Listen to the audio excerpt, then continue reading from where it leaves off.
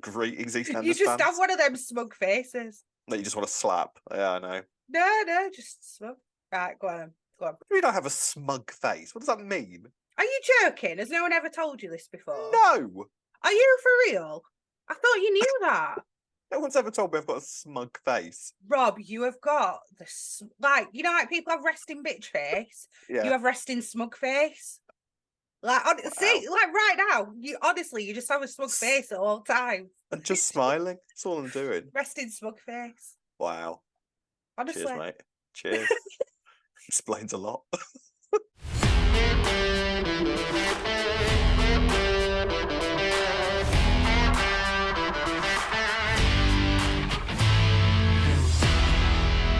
Greetings, EastEnders fans, and welcome to another episode of Albert Square After Dark, your weekly EastEnders podcast. This week discussing the episode's broadcast between the 17th and the 20th of July 2023. All right, how you doing? Good. Joining me as per usual is the lovely Ree. Hello, Ree. How are you this week?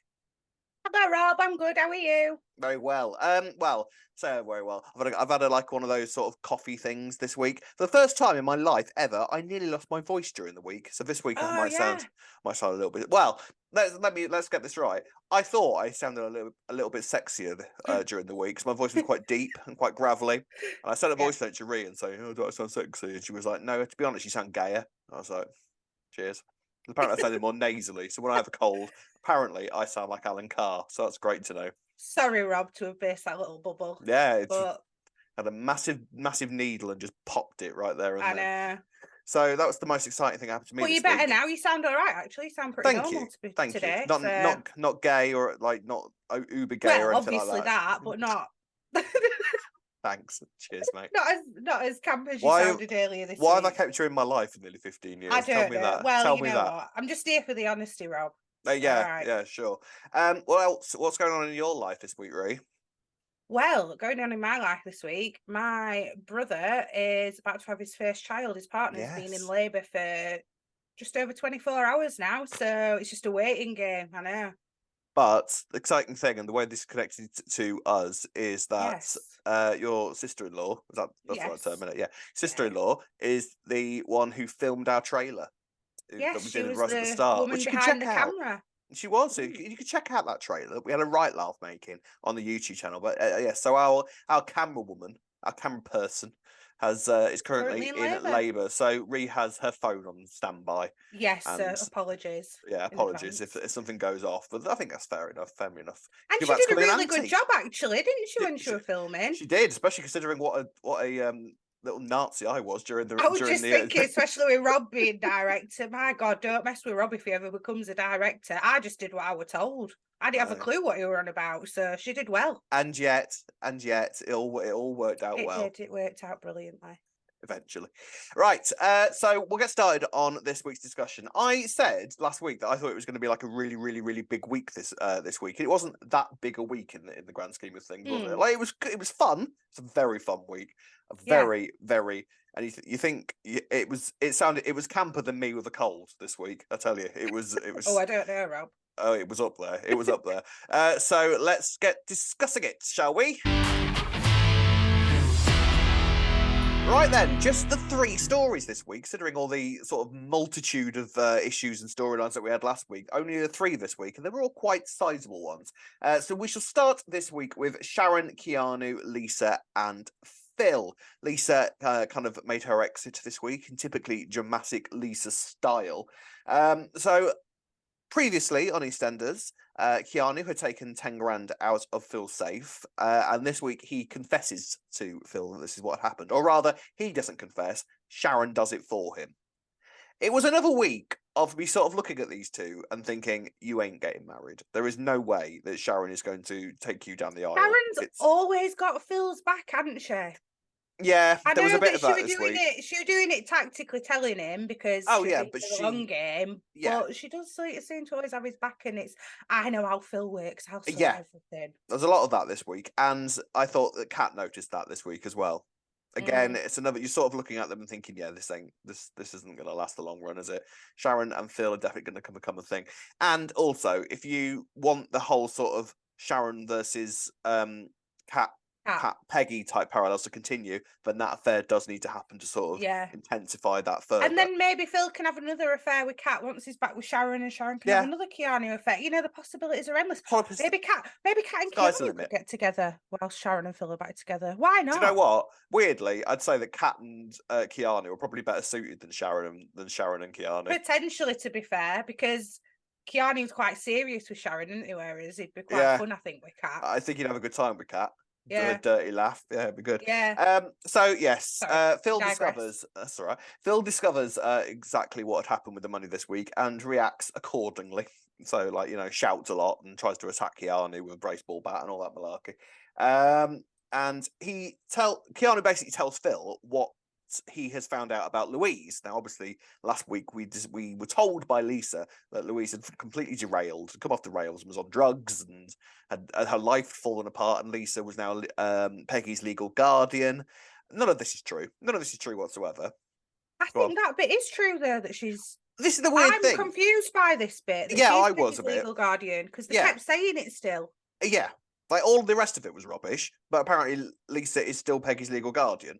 So why is she her legal guardian? I don't know. Is some of it true, but she's exaggerated it? Possibly. I don't know. Yeah, that was a bit confusing because nothing's wrong with Louise, it transpires, because when Phil rang Louise up, as if Lisa didn't think that anybody was going to do that at any point. So Phil rings Louise up and she's just come out of a spa with Sam, by the way. Note to put a pin in that. So I feel like we might be heading a bit forthwith towards Sam's return, because that would kind of make sense as to, you know, sort of Sam coming back and going, what the hell has been going on with my niece while I've been here? Like, you know, so see what happens there, but hopefully Sam's on her way back soon. So yeah, Louise is fine, no drugs, no sort of kind of coming off the rails. Lisa is the one that's coming off the rails. We discover this week how much trouble Lisa is actually in with this gambling thing. She is over £40,000 in debt. From gambling. Wow. Did you take the lesson, ladies and gentlemen? Dual type apps that you get on your phone. Oh, to be fair, Ree, she also uses a fruit machine in the Vic, so she does that as well. That's Angus took bookies when she must have lost her phone, because obviously Sharon found it. So presumably that's why. Really helpful for the gambling sites to all come at 8 o'clock in the morning. Like, yeah, gamble, feel free, yeah, and me, yeah, I'm free too, yeah, and me. They all came like grinder notifications, like. Well, maybe you know, cookies and algorithms. Maybe they know that that's the best time in the morning. You start having your cup of tea. Yeah, do you know what? Yeah, that's dangerous, isn't it? That's see, every time you press accept all on those cookie things, just bear in mind what knowledge they have of you. I always press reject all personally. Like a Black Mirror episode. It's very clever. So obviously last week Lisa got dragged off by the police, and she's released this week because Peggy's been in Phil's care. Go on. Sorry, who called the police? We still don't actually know. I mean, I think we're supposed to just accept that it was Phil, but it feels to me as though that's something that Phil definitely wouldn't do, and it was Sharon that called the police. But apparently it was Phil, because nothing really got built upon that week. There you go. For the first time in his life, Mitchell called the police. I don't know.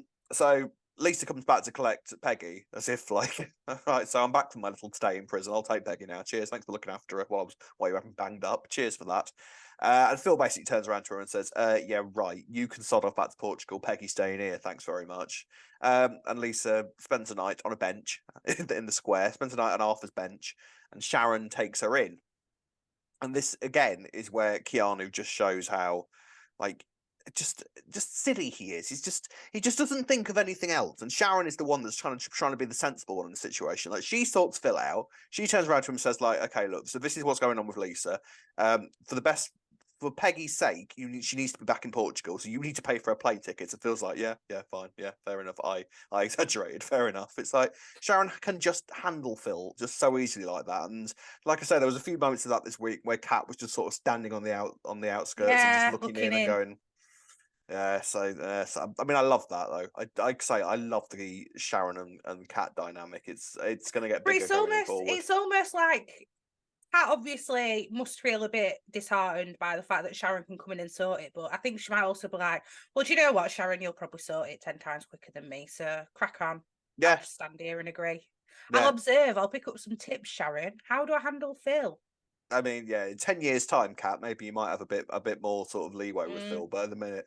She's had moments though, Kat, where she's handled Oh, she him does. and Like, it's not like she's completely. Because the thing is, going out of a Mitchell, and this is nothing new for anybody that goes out with one of the Mitchell men. You know, Sharon basically kind of turned into a bit of a sort of gangster's mole and sort of just like was never told anything, which is probably why Phil and her disintegrated in the first place. Kat isn't doing quite as badly as that. Like, Kat can stand her own and say, "Look, Phil, this is nonsense. Like, what are you doing? Like, don't be a mug," and all that kind of thing. Now, basically, we're supposed to accept that Kat got Phil to phone the police on Lisa. which I can't believe they brushed under the carpet like that.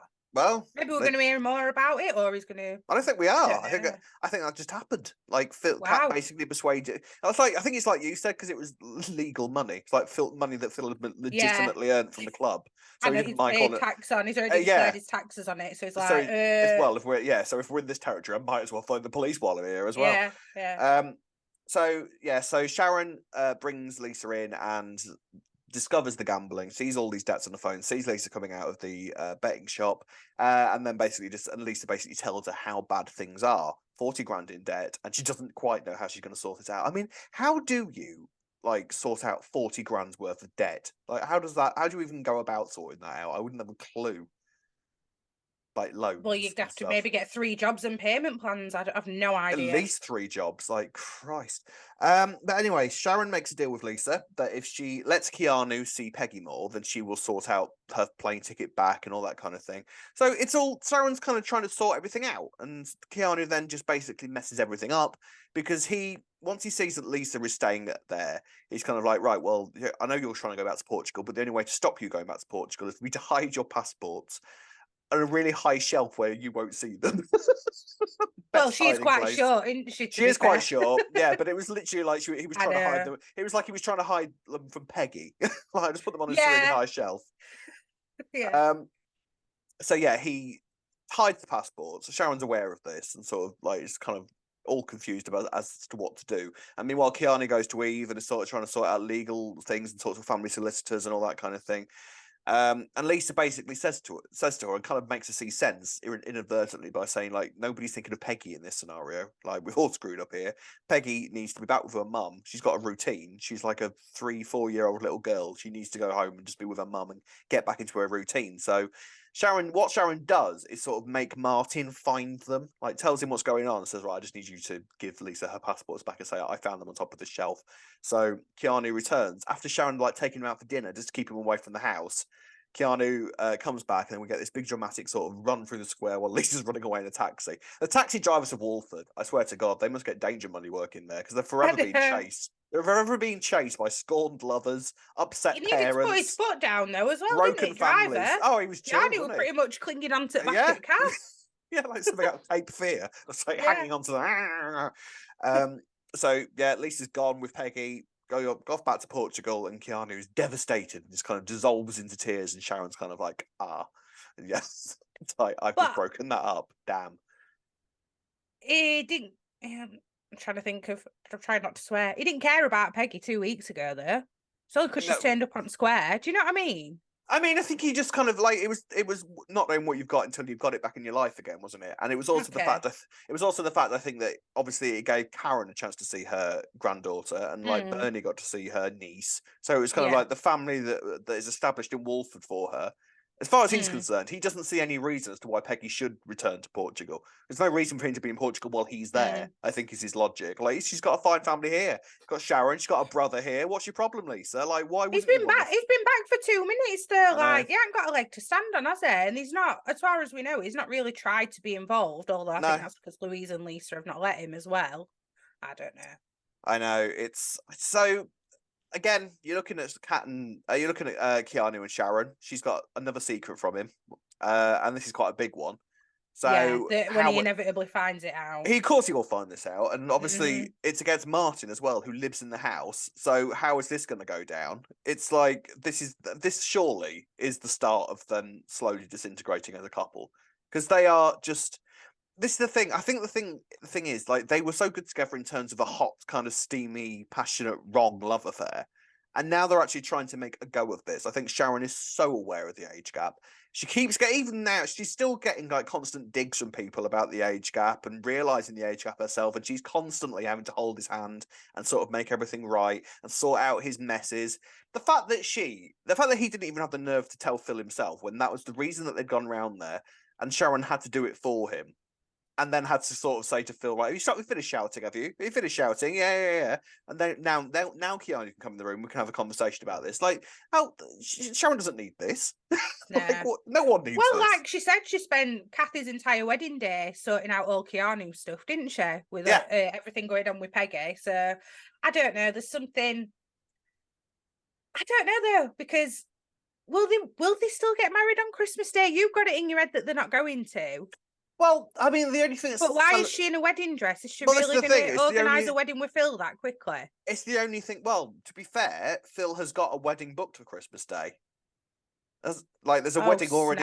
Didn't even think of that, Rob. There's a wedding already booked for... So the only thing that really needs to be removed from that equation is Kat, which I can kind of see happening by Christmas, to be honest. We've got like a good 5-6 months till then. I only think... I'm wondering at this point whether Sharon is getting married to Phil again on Christmas Day, and Keanu is out the picture, or maybe even on the floor.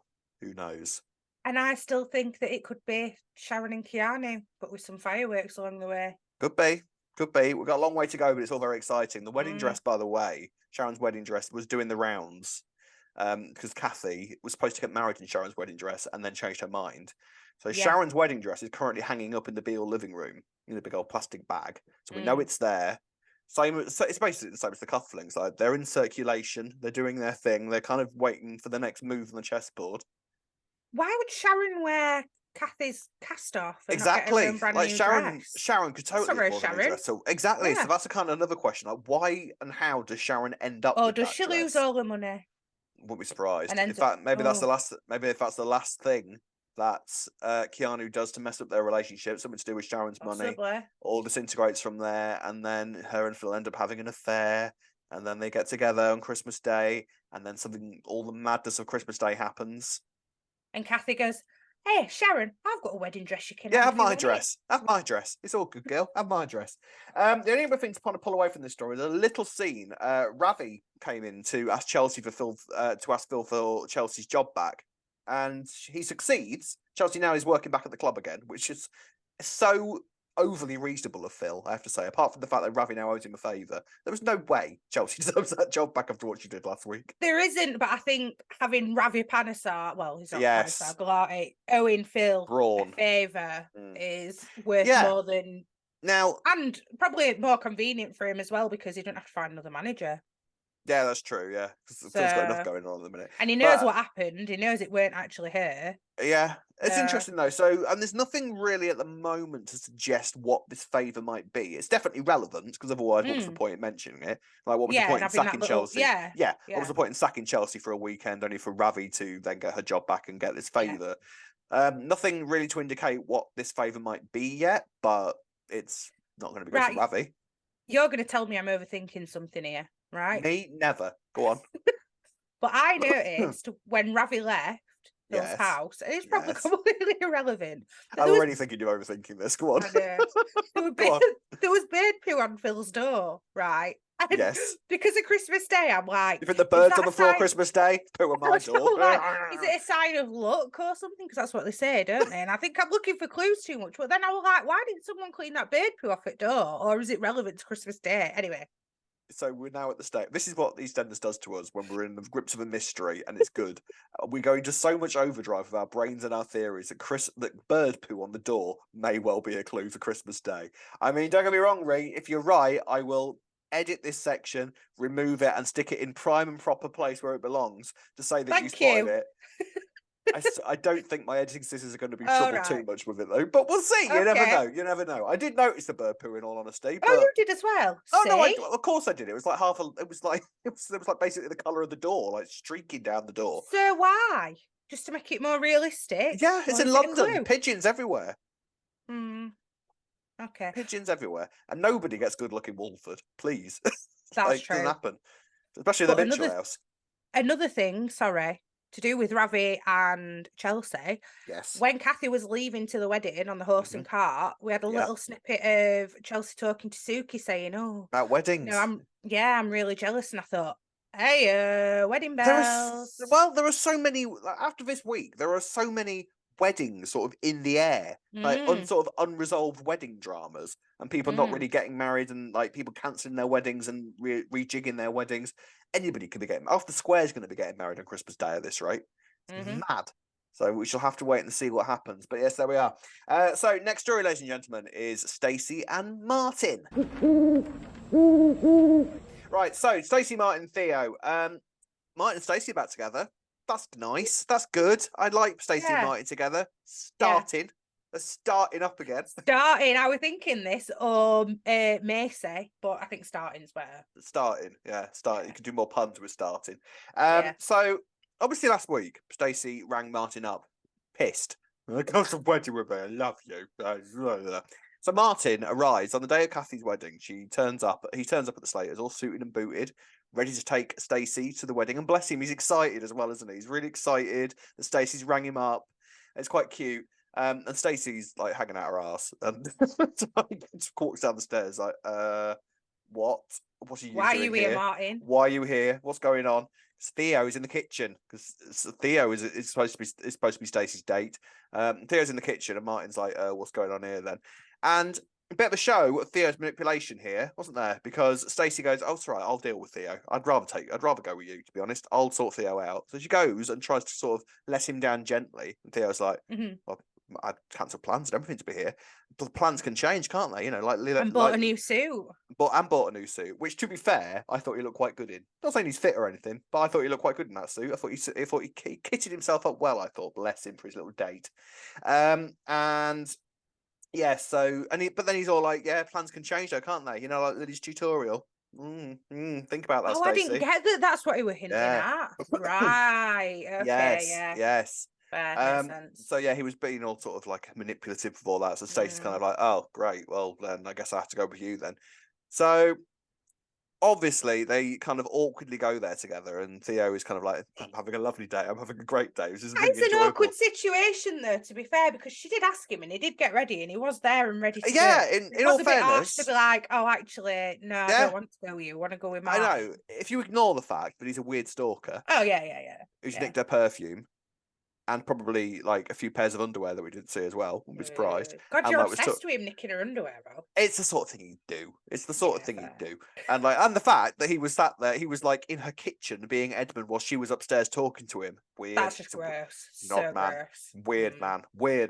And so if it wasn't for all that, I'd feel quite sorry for him because literally, like you say, he like you said, he made plans. He cancelled them to take Stacey to the wedding. He bought a new suit. Fair. Cancelled his Edmund call with He did. So at the wedding, Martin isn't letting this slip and basically tells Stacey, "I still love you." You know, he basically confesses everything. You're like, "So I still love you," and Stacey's looking all simpering, and they have a kiss, which is seen by Jean. I mean, this is literally Stacey being Stacey, isn't it? Staceying all over the place. Like she's taken a date to his wedding and then kisses another bloke while she's there. Yeah. I've been Stacey Slater. She's been like this for a while. Stacey being Stacey. And Theo, what I loved though also was the fact that Theo, in response, like obviously Theo had no idea that they've had this kiss, but he can sort of see Martin across the room, and he's like, I know what will sort him out, and just takes Stacey's hand and kisses it. It was so creepy, but even Stacey was funny though. She was like, "What are you doing? What are you doing?" But he did that in response to Martin. If you remember, Martin went over and sat next to Stacey and like moved her hair or something. Yeah, like that. So Martin that's why he did it back. Yeah, Martin was trying to wind him up because obviously Martin doesn't like Theo whatsoever for understandable reasons. But yeah, that kiss on the hand was just—it was it was like a sort of weird, vain attempt to sort of mark his territory, wasn't it? It was really sort of. He might as well have licked it. It was that weird. Yeah, might as well just licked her face. That's basically what that was, wasn't it? May as well have done. So the wedding, they kind of just sit through the wedding, and Stacey's obviously really uncomfortable throughout the entire wedding and would much rather be sitting with Martin. And at the reception, Stacey eventually just turns around to Theo and goes, "Look, all right, just look here, okay? Me and you, yeah, thanks, but I think we should just be friends, okay?" Yeah. And Theo seems to take it relatively well. You can tell he's a bit disappointed. Yeah. But he seems to deal with it in quite an adult way and says, "All right, fair enough. Yeah, I've enjoyed my day. I've really, and me and Lily, all good. Like, well, I'll continue doing that. All well." And Stacey's like, "Oh, well, good. Glad he's taking that so well." But then as Theo is leaving, does a little glare at Martin from across the room and then leaves. Now we don't Christmas see it. Day. Well, yeah, it's possible. We don't see Theo for the rest of the week, but what we do see is Edmund. And Edmund Oh is yeah. constantly messaging Stacey. Got the impression that Edmund was upping his game a little bit, actually. Like he was messaging her more. Like They so, gave that impression, unless it's just that we were seeing messages more. But yeah, it seemed like that, didn't it? but it seemed quite insistent because at one point there was a scene where Martin and Stacey were in the kitchen, In the kitchen, yeah. and the phone was constantly going off, wasn't it? Like it was constantly messaging her. So I think what is going to happen from here is that he's going to up his game, and it's all going to start getting a little bit weird. Edmund's going to start getting a little bit more demanding, I think. Seems like it. Oh, Take that wanting more, do you think, for his money? yeah, you can take that negligee off for a start. So we ain't talking about our days either. Like, I mean, that was the impression that I got from what Stacey was saying, unless Stacey wasn't quite telling the truth. Was that they literally just sit and talk about their day? Yeah, no, while that's what Stacey she wearing a said. Yeah, negligee? she didn't. Yeah, But she how didn't say that how she takes much? a. I know, and it's how does she not think it's a bit odd that someone's paying her just for that? Paying her I that mean, much money, just yeah, I I don't know. I mean, it's guess believable. lonely I can sort of guy. say, Yeah, yeah. I mean, it's believable. I can imagine that there are people, and actually, no shade on them, because if that is their way of communicating with yeah, the yeah. opposite sex, Everyone and needs say, company. yeah, and it looks like actually Stacey, one the kind of brief moments that we've seen Stacey doing it, she actually looks like she's doing a really good job with it. Like she's not like doing that thing where Yeah, but like couldn't she just you're. sit in jeans and a t-shirt if that's Well, what you're no, after? Do you know what I she mean? could, she could, but that's not the same thing, is it? It's like she might as well just take a dog for a walk in that, isn't that? That's that sort of thing. Like she wearing a negligee and looking all pretty and doing her Yeah. lipstick, All right. and that's kind of like enough for Edmund in her mind. Like I think she sees him as maybe sort of like maybe this old man who's just Yeah. lonely, maybe lost his wife. I think she's probably created this sort of quite not romantic, but sort of just romanticized the idea that she's doing this like she's a key worker, just like she's You're just right though, because helping this old guy out who's like not got anyone to speak to, and all she has to do is sit there in the negligee. Like it's fair enough, and you're paying me enough money for her to feel free as well with transpires. So I don't know how much Theo is actually paying her for what she's doing. and she said more than Martin having 10 jobs, so a lot of Yeah, money. how much A money lot is of money. Theo? So Yeah, do you know what though? Fair play to her for not wanting to stop then. because it's not like she. It sounds like she's not just like earning the odd like 50 quid here and there. It sounds like this is Mm, actually the money that she's getting from doing this is actually quite a key component in her sort of house finances. yeah, definitely. But Martin's not happy about it, is he? Well, Martin's not happy about it, and see now I can understand Martin's point of view here. Can you? Like, Yeah, I'd struggle. I understand both sides. It's really I difficult. get it. I get it. I was watching But this. yeah, I was trying to put myself in like both of their situations, and I do yeah. get Stacey's sort of thing of right. Well, unless you're going to provide this money that I'm Mm, earning from this, and I'm enjoying. And the thing mm, is, the fact that Stacey made a good point this week, where she said like, right, well, I've had bailiffs at my door, like kind of raiding the house, so I don't want to go yeah. through that again. I will do this all day and go through that again. I can understand that completely. Mhm. But in terms of Martin's side of things, I see Yeah. that he's looking at in Martin's head. He's like picturing Stacey kind of waggling her bits around on camera for somebody. And you also, it's not even just that, but I think it's also a case of you're sort of wondering what's going through Stacey's head at that mind. I think in Martin's, like, it's kind of like, is she enjoying it? Is she Mm. kind of like how much is she actually doing for this guy? It's Does she just a want to go job, isn't further? it? Really. Yeah, so But it's a pride thing it as is a well, tough I think. situation because it's like, where is the line at someone Mm. feeling like they own somebody else's body, which is how Yeah, it could be interpreted with Martin, or where's the line of I'm not comfortable with my partner doing that because she's my partner, rather than mm, I feel like I own a body. It is a yeah, difficult one, isn't it? it is. Because I'll be honest, if my partner started doing that as a male, I'd be like, you could nanas, mate. You're not doing that one. Yeah, but it's mind you, talking about the owning of the body. I think in Theo's mind, he does own Stacey's body because he's paying for it. So Oh, that's true. So the I think ownership it's comes into play. I think that will be a thing going forward. So I'm paying for you, so I own you. You're my you're my Mm, sex slave essentially. Like it's going to start getting mm, very weird for Stacey. And I think now that she has turned Theo down, he is really going to start upping his game. I think Edmund is going to start getting more demanding, and I think Theo is going to start doing more sort of classes with Lily, because I think the thing with him sitting in the kitchen, I think, was actually quite relevant. because I feel like that he was getting more brazen. I think he was getting more brazen, so it's more dangerous, it's more exciting. So I feel like and I think now he knows where Stacey's bedroom is and where she keeps all her perfume and all that kind of thing. I think he's going to go in there again, and her knickers. Yeah, he's going to start trying to get more trophies. You know, proper Joe Goldberg. Yes, you read my mind and you don't even seen it. There you go. No, but I think you're right. It's just, it's all getting a bit. But he's going to up it, isn't he? He is going to up it, but I think that Stacey, by the end of the week, is sort of feeling bad about it. I think that she's maybe wondering whether she needs to knock it on the head, because Martin has kind of said, all right, I'm not happy about it, but all right, if that's what you need to do, keep doing it. And I think Stacey feels a little bit guilty by the end of the week, so I got the impression that she's thinking about cutting it on the head. Oh, so and if she does, then Theo's really going to ramp it up, isn't it? Because he's not going to have anything. Exactly. But it was interesting how Stacey was kind of trying to justify it to Martin, saying, well, it could be on the other side of the world, and Martin like, or it could be down the street. It's like, oh, is Martin gonna figure it out? Is he not gonna let it drop or something? And I wonder if Martin is going to be the one that figures it out, because obviously he's the only one that sort of looked at Theo and go, you're a weirdo. And the more that Theo sort of ups his game, which I think he's inevitably going to do, I think Martin's going to be keeping a close eye on him. Because at the minute, bear in mind that he's more worried about Lily than he is Stacey at the minute in regards to Theo.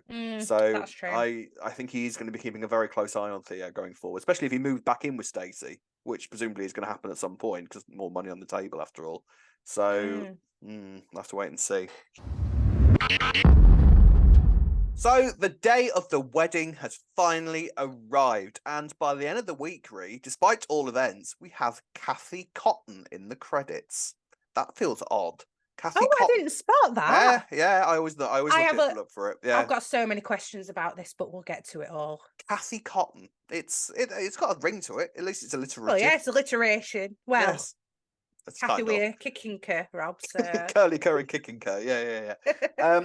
So the day the wedding's arrived, obviously Rocky is fretting all about the madness that went on with the honeymoon drama this week, and Kathy does find out about this and basically does exactly the right thing in my view. Like goes, right, go on, get out. I might be at the wedding, I might not be, and then proper sends him fretting and all that kind of thing until she eventually turns up at the registry office, which I thought was a very good way of dealing with it. Yeah, good. Queen. Yeah, worried were you? Good. Queen. Yes. Queen. I mean, Kathy's just flawless in general. Nice moment, by the way. The coach that they used for the transportation of the bride and groom was the same original coach that they used for Pat and Frank's wedding in the late 80s or early 90s, whenever late 80s it would have been, which is nice. I liked that. Yeah, really. Although nice. It just kind of made me wonder, like, what has this coach just been sitting there all this time, and they've just pulled it out of retirement? And is it going to be used again? Might it be used again? Well, there are, like we said, there are so many weddings, several weddings floating in the air at the moment. That coach is going to have some good usage done by the time it gets to it. Bless it. By the way, I thought there was a nice little moment when they were talking about, because some of the girls came around, as sorting Kathy out for her wedding, including Suki, which I didn't think Kathy and Suki would be that close, but I think what that does do is sort of cement the fact that Nish is heading for a comeuppance at some point soon. Yeah, I think exactly. Yeah, I thought that, and it was I think just to show that Suki couldn't find out on the wedding day about the honeymoon, so that weren't an option, so that she couldn't then go to Nish and go, oh come on, it's Kathy, we like Kathy. Yeah. But it felt very like kitchen sink drama almost. Getting ready like that. I really enjoyed it. Scene. I'm all talking. It's the Clenners community scenes that are kind of it's just such a nice part of this. Monday was my favourite episode. Monday was a great episode, yeah. Nice little moment, which kind of got forgotten about amongst all the madness of this storyline this week, was when they were talking about the something old, something blue thing. Kathy sort of just pulled a little stocking up. Well, hi. I love it when Kathy gets like that. Blue garter on, and then Bobby walked in and was utterly traumatised. Hilarious, like actually hilarious. Bless him. Oh, God. So they turn up at the wedding, and something else that was working really well as well, by the way, was the Elaine and Kathy relationship. That's really sort of nicely building up, don't you think? And I love Elaine now because of her and Kathy. I told you. I love her now. Did I not tell you? Trust Rob. It took me a while. Yeah, I knew Elaine would be fine. And I told you. She said, when she were talking to her and Elaine and Ben Kathy about, oh, should I marry him? And she's like, do you want my input? And Kathy like, not really. And she's like, do us all a favour and get married, will you? Yeah, you're getting it anyway. It's great. And then later on in the week, where they were talking about, like, they were sat outside Bill's place and was sort of, Elaine was giving a genuine sort of heartfelt advice. They're becoming really good friends. Again, for a reason, because obviously they have a common enemy about to arrive on the square. But as a relationship, it's really nice, and sort of they're working really, really nicely together. And it's nice for Elaine to sort of establish herself amongst the community rather than it feeling a bit more forced. Elaine has actually got a genuine friendship there where people are actually starting to really like her, and she's making friends, and she's becoming quite a sort of having a place in the community. It's nice. I knew she'd be fine. She's getting there. She's absolutely fine. So at the registry office, all is well until Joe turns up. Now, everything that went on with Joe was spectacular. The campest thing I've ever seen. It was so camp. The whole thing of this was just camp from the moment it started to the moment it ended. Like, she is the campest character we've had in so long. I love her. And it works. And it totally works with all of it. Yeah, it don't feel over the top at all. I love it, yeah. Oh, it was just, go on. I was just going to say, there was a moment where I felt a bit like it were a bit Scooby-Doo baddie. They were like, yeah, but it still worked. I was just like, she's great. So on the nose. But then there's the thing, like, Vicky Michelle has obviously kind of quite a history of sort of, because she came from a lower low, and Yvette in a lower low is such a camp character. And, so clearly Vicky Michelle is sort of bringing her experience of that sort of part into the role of this. Now, obviously, Yvette was quite a good character, and Joe clearly isn't. Like, Joe's is obviously quite the villain in the piece here. But the sort of the equivalent of a moustache twiddling female in Joe is just such fun to watch. This is the thing about this storyline. Even though it wasn't like the big sort of kind of big twisty thing I was expecting this week to be, what we got actually was just a lot of fun. It was what it was, wasn't it? It was just fun. Big soapy nonsense where it was just sort of, you could laugh at it, you could sort of enjoy the fight. We'll get to the fight, because the fight was a sight to behold. I loved the fight. Basically, she turns up at the wedding venue and tells Rocky, well, we're still married. Your divorce isn't finalised, so you're about to commit bigamy.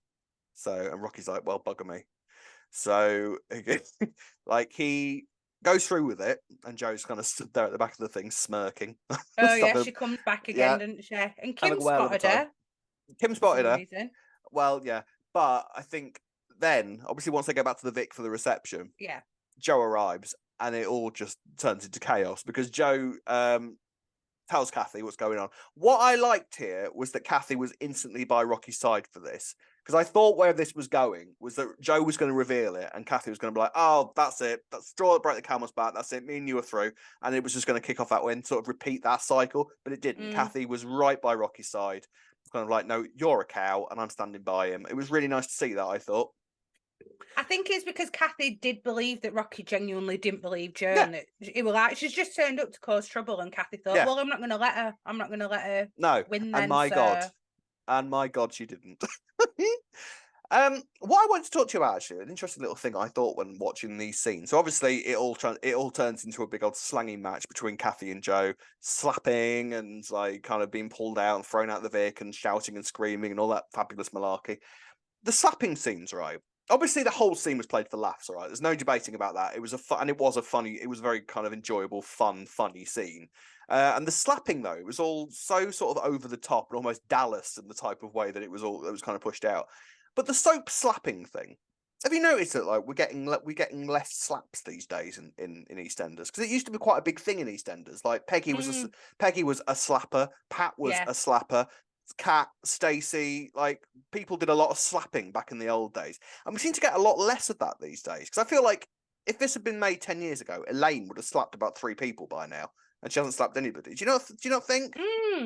That's a good point, but maybe it's just a sign of the times and the thinking. I wonder this. We don't want to look like we're encouraging violence or something. I don't know, but having said that, it's not something we'd really think about doing. Like if I got into an argument with somebody, I wouldn't go right and slap him. So maybe it's just not done as often in real life as well these days. I don't know. Funny, because I'm trying to think of the last kind of like really serious slap that happened. Sharon slapped Keanu. Yeah, that was probably the last one. I remember being like, oh.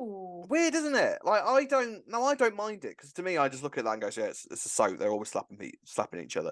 But the more it happens, you sort of see a few people kind of like making noises online, going, "All right, violent. There's no need to be slapping him." Like, that's probably why then. Especially when you're in the relationship as well. It's I think people are sort of looking at going, oh, "That's basically domestic violence." Like what we sort of talking about. It's in it though. Like it's. But I agreed with that. If you remember when Sharon did that with Keanu, it does seem a bit like it could be interpreted as normalizing domestic violence when it's in a relationship. But then if it's between two women and it's like, dare I say, that's a cat fight. Yeah, then I don't see the problem, because you still see punch ups with blokes a lot, but it's like we had the Jack and Ravi stuff a few weeks back, and that was quite intense. That fight scene, I seem to remember, like obviously Ravi pummeling the back of his head and all that kind of thing. So it's not like the fights have sort of gone away. No, Ash did with Nina. Yeah.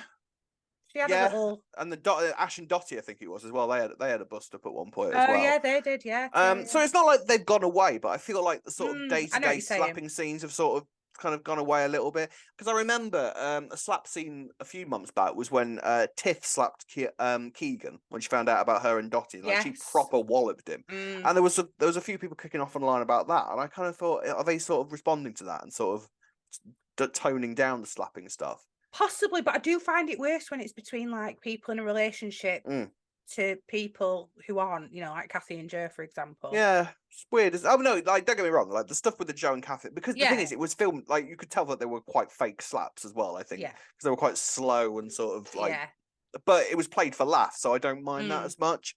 But when it's like a serious scene, like they should look. Rob, was Kathy's a slap? I know. I thought Kathy punched her. To be fair, didn't she? I thought she punched her. Were it a punch or a slap? I think it might. I made the trailer this week. I was kind of looking at it. It's like it looks a little bit like a punch. It all happened quite quickly. I thought that might have been a punch though. Fair play to her if she did, because Joe deserved it. But like, yeah, interesting. Put your comments in the comment section about that. Yeah, let us know what you think about that. I'd be interested to know your views. So yeah, Joe arrives, it all goes mad, and she basically then demands 50 grand from Kathy and Rocky, otherwise she will go to the police, because she's made a recording of her telling Rocky that they're not divorced. So she's got evidence that Rocky willingly committed bigamy. So I'm pretty sure you can't use evidence like that, like a phone recording, unless the other person. I don't think you can, but don't quote me on that. I'm pretty sure that that's not ethical. To just record. It's not ethical, but like, but I mean, I don't think it'd stand up in a court. What's more serious though, committing bigamy or recording somebody knowingly going into bigamy? What's to say that it's not somebody doing a really good impression of Rocky?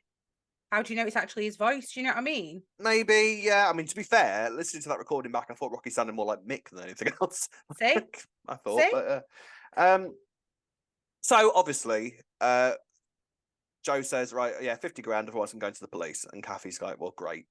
Like, where the hell am I supposed to get 50 grand from? Rocky kind of goes around the square, like, asking a few people, like, can I borrow, like, 50 grand, please? And Jay can't help him. No one can really help him. So in the end, Kathy kind of clears her savings out, because Kathy's like a multi-millionaire by this stage, clears out her savings and is now having to sell Beale's place, the Chippy. And she makes a comment this week that Ian will not be thrilled with that when he finds out about it. So that's automatically a Kickstarter for when Ian does return. I did think either Ian or Peter was going to show up this week. I really did. I was surprised they didn't. So it kind of makes you wonder, when the hell are they going to show up then in that case? Because it seemed like the wedding would have been quite a good sort of point for them to arrive. I've seen a few people online saying that they think Ian's going to come back because he'll see the Chippies up for sale. Yeah, that might be it. That's been a couple of theories floating around. That might well be it, because presumably he's still getting money from that.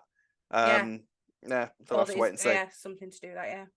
But yeah, so she clears the savings and sends Joe this 50 grand, and Joe's instantly like, well, that was easy. I'll have 5 more, please. Which exactly. Right, yeah. Why would you do that without thinking that that's a possibility? So they basically then get Ben to pretend to be Callum, essentially. Like, he borrows Callum's ideas, like, I'm a policeman and you're blackmailing, so do you want to sod off? So Joe kind of scurries away with her tail between her legs, but we then get yet another mysterious phone call. Like, who is she on the phone to? Who is like she? Her I husband didn't. or something? Well, I didn't think about this, Or but like partner? she's obviously we've seen her on the phone to someone before, and it didn't really enter my head that this was supposed to be like a sort of who is she on the phone to? But then the fact that they're really kind of focusing on her taking this phone call at the end before she goes off again, which I'm delighted by because that means Joe's coming back. I love her. Or is it just a way of us knowing that it's not the end and it's just her kind of being able Well, to say yeah, thoughts in her head and go, there's plenty more of that way, there's plenty more but where that come from. I have seen theories that she might be connected to the Cindy stuff somewhere on the way. Oh no, shut the front door. I can't cope with that. No, Maybe. no, no way. How? Maybe. I don't know. Well, because No. I don't know. I don't know because I No. don't know. I don't know. I think it's just people trying to make connections as to who she's on the phone to. Yeah. Like normally, 9 times out of 10, when we're not told who's on the other end of the phone, because we haven't been told that it's our partner or anything like that, we don't know who it is. So normally, when we're not aware of who's on the other end of the phone, it means someone significant is over on the end of that Imagine if phone. it was though, and then Kathy's got beef with Joe and Cindy even more. No, because then Joe Love would it. know who George Knight is, surely. If Joe knows who Yeah. Cindy is. Well, she maybe does, but they've not had that many interactions, have they? It could be. Well, she's met Cindy after she's left him. Well, I'm trying to work out who else it would be. Like, because unless, like, who would care whether she was getting money out of Rocky or not? Because we've established that there was no children in the relationship, so it's nothing to do with that. So, which makes me wonder, unless Rocky's hiding more secrets from her, which, let's be fair, may well be the case, but it also makes me wonder whether it's more to do with Kathy than it is to do with Rocky. So, or is it just like I said that it's a way of us seeing that she's going to be coming back? Because otherwise, who's she going to say? Who else is she going to say? Oh, I've got more. I can get some more of that. I'm coming back. But that's what I mean. Like, who who would she be saying that to if it's not her partner? Because again, technically, they're still married, so it's not like she's got a husband. Yeah, I realised that. Yeah, otherwise she's committing bigamy. So who is it on the other end of that phone? I wonder. Maybe it's just a partner, and it's just that we know that she's coming back. I don't know. Who knows? Who knows? Or maybe it's Cindy. Maybe it's Cindy. I mean, who knows? I get all these new theories every week. I know, but what I'm excited about, frankly, is that Joe's coming back. Yeah, she's great. She's such a great sort of like. I wouldn't mind seeing Joe like rack up with the money that she's earned from this and sort of buying one of the houses on the square and moving in permanently. I'd have Joe as a regular character quite happily. Yeah, I same. love her. She's fantastic. She's so camp. So camp. I love her. She's like. It's like just the smirking that she does, and like the kind of when Kathy pushed her onto the piano and she had that look of outrage on her face. Yeah. I was wetting myself with laughter. I loved it. And she's claiming that Kathy started the assault first. All Kathy did was shove her out away with Mike, and then she slapped her. It was Joe who went for her first, not a leg to stand on. No, with a pub full of witnesses, Joe. So yeah, good luck with that one. We're going to back Kathy as well. Let's be honest. So. Yes. Bit of foreshadowing also went on during this sort of different scenes during the storyline. I thought there was two bits that I wanted to sort of discuss. Number one was Elaine, who turned around and said if George's ex turned up halfway through our wedding, she'd get more than a slap. Obviously, Cindy's returning, so maybe that kind of triggers when Cindy's going to return is during their wedding. Yeah, which we don't know when that's going to be yet, but that's going to be epic. We don't know when it is. I can't wait for Elaine to be in that sort of situation. That's going to be fun. And the other one was a bit more sort of blinking you'll miss it, but it was something that Kat said to Phil when they were talking about their wedding. And she said, no one's going to barge in the middle of our nuptials, which basically means that someone definitely is going to barge in the middle of their nuptials. Did she say exes specifically? Well, she was, exes? Yeah, she was sort of, which suggests Sharon or something else is going to kick off. Or another ex. What other ex could it be, though? No, it's going to be. I don't think they were specifically talking about exes. I think the conversation started about exes, but then I think it's basically turned into people strolling into weddings halfway through, and that's why I wrote it down. No one's going to barge in the middle of our nups. So who would? Who would? But it suggests that there's more drama to come from weddings. So this is the thing. There's so many wedding drama going on at the minute. You've got Kathy and Rocky who are basically having to redo their wedding because they've not actually married yet. Kat and Phil, Elaine and George. Karen and Keanu and Sharon. So that's 4 weddings sort of going off. Chelsea and Ravi now talking about getting married as well. Like it's just so much wedding stuff going on. Love it. So but by the way, sorry, you just mentioned Rocky and Kathy might have to get married again. Are they married then? Because if he's committed bigamy, this is what I don't understand. Well, if he then hands in the divorce papers, will they not go, oh, didn't he just get married last week though? Yeah. Or do they not see that? Is it a different record? Well, I don't know, because he said that he'd had to. I mean, I've not been married, so there was records and stuff that he had to hand over to the Decree of registry office. absolute. That's the one. Thank you. Mm. Joe implied that she downloaded that off the internet or something. So that's all kind of null and void, effectively. Like, in the eyes of who they gave it to, those two are married. Hence, Kathy Cotton in the credits. They are effectively That's married, what. Yeah. but they're not fully technically married in the eyes of Right. each other. So they're going to have to basically redo that. I'm guessing the coach and the horses ain't going to come back for the second time. No. But the effectively, but it's another sort of matrimony type thing. Because as well, like, does that? So then they actually have signed it all over there, did they? Because you can have the you can have the ceremony, can't you? And then you have the bit where you actually sign the papers. So we're thinking that they signed the papers that day. Then that's all been done. Oh, and also, Ben and Callum were briefly having a moment talking about redoing their nuptials at some point as well. So it's all. Oh yeah. Yeah. So everyone's getting married. Vow renewal with Ben and Callum then. Yeah, probably at some point. Did you notice Ben sneak off and say we're going to check on Lexi at the wedding?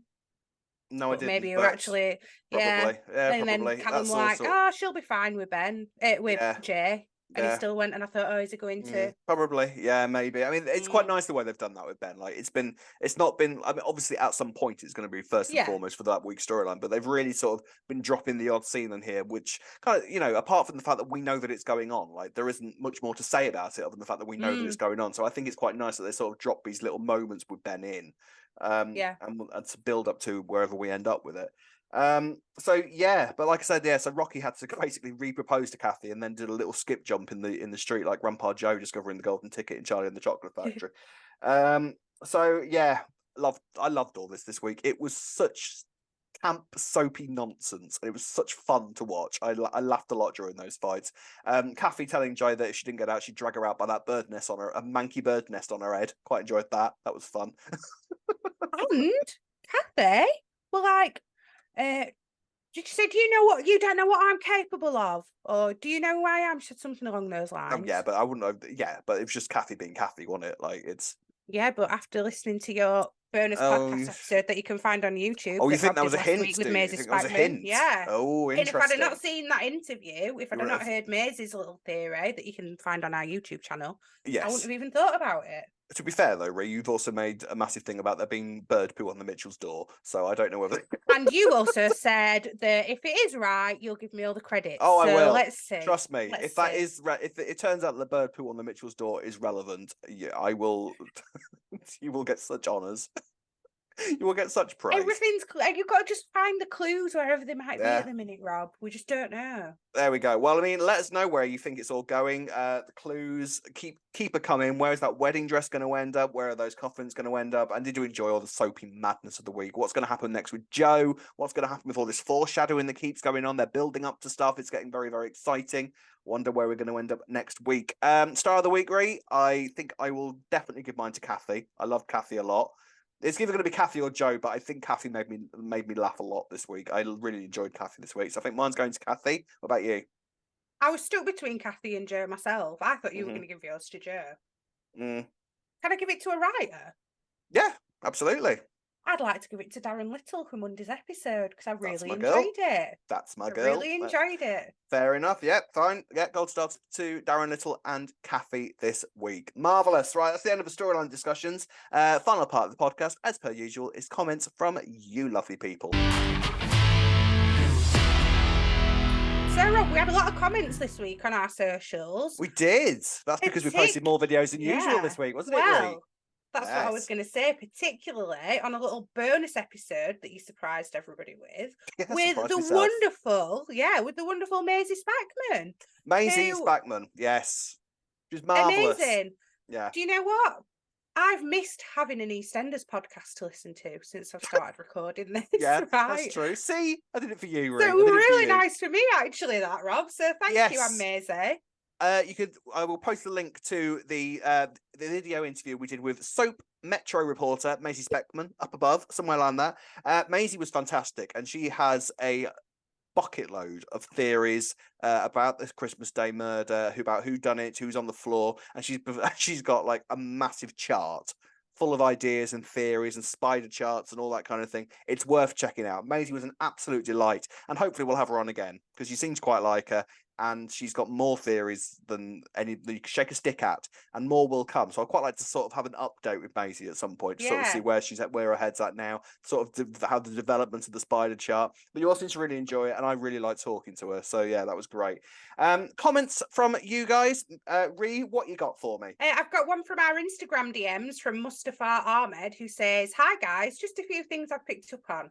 When Rocky was talking about Dave, he slipped the name Dean. Now, there's plenty of names beginning with D, more common than Dean. Was this deliberate as a clue? Because this was meant to be a big week. Could that indicate Dean's coming back?" I mean, there is every possibility that Dean could make a return at some point. And yeah, you're right. Actually, that kind of made I think my eyebrow did a twitch when Rocky came out with that name. This is the thing at the moment, like, and which is why I love this mystery so much, because we are so hypersensitive to any sort of clue or hint or anything like that. And Rocky has no connection to Dean whatsoever. But it's like the fact that Rocky said that Dean, what about Dean? What?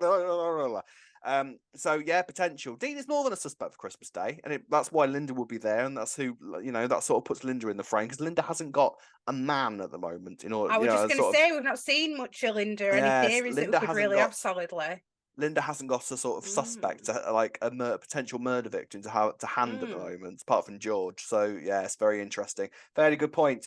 I've got a bit of a double comment here. Simon Paris on Facebook discussing Stacey and Martin says, "I'm loving Stacey and Martin back together, though I am feeling a bit nervous that this is happening just in time for Theo to go into full psycho mode and Martin will be in danger."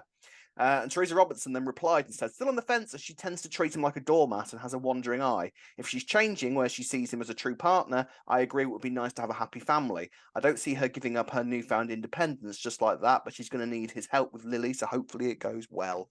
I mean, yeah, Stacey and Martin were just a great couple, aren't they? I did enjoy Stacey with Kierat, but then they had those episodes. True.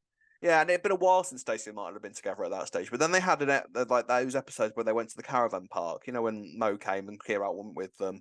And you sort of remembered how good Stacey and Martin were together. And this week, the chemistry between Stacey and Martin obviously is always off the charts because they're great actors together. And yeah, I've realised that I've really missed them as a couple. So I'm glad that they're back together.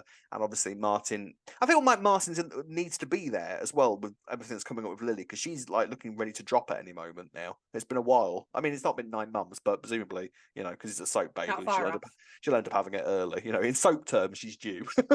So yeah, true. Yeah, we'll have to wait and see. But I'm glad Martin's back in sort of in the fresh, sort of in the fold of the Slater household. So yeah, it's going to be good, especially as you say when Theo turns psychopathic. So that's going to be interesting. Stacey's going to need Martin there. Much help as he can get. I've got another comment from our Facebook group from Tracy Baracco, who says, "I'm guessing that whoever Joe's talking to will be a potential victim for Christmas. Joe brought up Kathy's last husband. If he wasn't dead, I'd say she was speaking with Gavin Sullivan. He's definitely dead, right? Died in prison, like Cindy did." Well, what a theory! I mean, just a return of Gavin Sullivan. That would be interesting. I mean, as far as we know, Gavin is very dead because that's how Zach came in. You remember? Because so, and I do think Gavin's dead, and I don't think it would really do much good for Gavin to come back. I feel like Gavin was a bit of a flop as a villain, if I'm honest, because they built him up as the new Archie. I remember when Gavin first came in, they were saying that Gavin was going to make Archie look like a Care Bear, and he didn't really. But it's interesting though. This is what I mean though. Like, everyone is so hypersensitive to like clues and hints. Yeah. But in all fairness, whoever is on the phone to Joe, why not? Perfectly valid suspect, whoever it is. So yeah, it's I love it. Gavin could still well be an ex-acquaintance of Joe's for all we know, and she's got it in for Kathy because she somehow ruined their relationship. Who knows? Who knows? Gillian Maynard says, "Good for Shazza. Keanu only remembered Peggy when Lisa rocked up," which is what you said. Since he's been back, he's only been about Albie and Shazza's knickers. Fair enough. He's a child hiding passports like a cartoon. End it. Bringing in an adult male for Sharon. She's been through enough mothering of her men. I mean, fair comment. I did think that actually, that she mothers Keanu, but then I thought, well, she does it with Phil as well in a way, because she's always telling him what to do, a bit like Peggy might have told Phil. I know, but it feels different though, doesn't it? It feels different. Like young. there's that sort of critical parent role that Sharon's got, if we want to talk psychology terms. Like it's definitely a thing. I see what I mean. I don't think she's marrying Keanu. I don't, because otherwise she would have done it by now, is my thinking. You know, like I don't know. In terms of soap, you've always got to think, why have they delayed the wedding? Like Kat and Phil really should have been married by now if they were going to get married. That's true. And they're waiting all the way till Christmas Day for that to happen. Please, so that's relevant for a reason. And Keanu and Sharon getting married, that should have happened by now, and it hasn't. So. Should it though? It's only just come back into a life, really. And so but in soap terms, they've known each other millions of years, haven't they? Yeah, fair. There you go. I mean, lots to come. It feels like the show is really sort of moving all the chess pieces into play, and it's just all sort of, we don't know what we're supposed to be paying attention to, what we're not supposed to be paying attention to. Red herrings, white herrings, blue herrings, all sorts of marvellous stuff. Love it. And we had an email from Zachary Starr that says, "Hi Rob and Ree, loving the podcast so far and completely disagree with the iTunes review. You two are great presenters." Thanks, Zach. I'm very hyped for the upcoming storyline with the Beals and the Knights. Looking past the initial storyline for Cindy's return, though, what I want to see is a Max Branning return with baby Abby, and for the two most prolific cheaters in Albert Square to start an affair together. Interesting, yeah, that. Oh, yeah, like that. I can see that. I can see Max and Cindy together, 100%. Totally. Good thought. God, how annoyed would Ian be? Oh, he'd be livid. Oh, that writes itself. Brilliant. Well done. Max sees Abby as his chance to get it right at being a parent, and Cindy might feel the same way after having abandoned all 6 of her children. Yes. I think the show will cover how Cindy feels about Lucy's death and why it was the same year she left George and her daughters, but I don't think they'll cover Stephen. The problem is they'll also have to have Max find out he's Annie's dad, which isn't as interesting a story, so none of this is likely to happen. The scene will feel it's a little bit pointless now. I disagree, Zach. I think you've got some great theories in there. Cindy and Max would be a fantastic pairing, and I do think that if Max was to return, now would be the time to do it, because we're in a strong era. Ian's made a comeback, and Lauren I can see returning at some point with Max in tow, because I feel like it's only a matter of time before, if Peter is returning, I feel like it's only a matter of time before Lauren comes back, because obviously there's still feelings between Lauren and Peter. I don't believe that when Lauren said, "Yeah, no, we're done." Lauren clearly has feelings for him. So if Peter moves back to the square, Lauren will presumably at some point make a return so that he can continue seeing his kid. And how long will it be before Lauren then puts the pieces together of who Annie's dad is when Linda's got this ginger kid running around? I mean, and then Max will like return. A rocket scientist, does it? And Max and Cindy would be fantastic together. That's a great theory there, Zachary. Love it. Love that. Love it. If you want to get in touch, you can do what, Ree? You can find us on Facebook, on our Facebook group, Albert Square After Dark, on Twitter and Instagram at E20 After Dark. If you're watching on YouTube, don't forget to like and subscribe. You can listen to us on Apple and all your favourite podcast sites. And you can email us at e20afterdarkpodcast@gmail.com. Marvellous. Marvellous. Well, that's another week done and dusted. Thank you very much, Ree, and the best of luck to Chantel, our camera person, in her upcoming labour. Sister-in-law, yes. Best of luck. We're thinking of you. And you can join us same time next week. Until then, it's goodbye from me. Bye. Bye.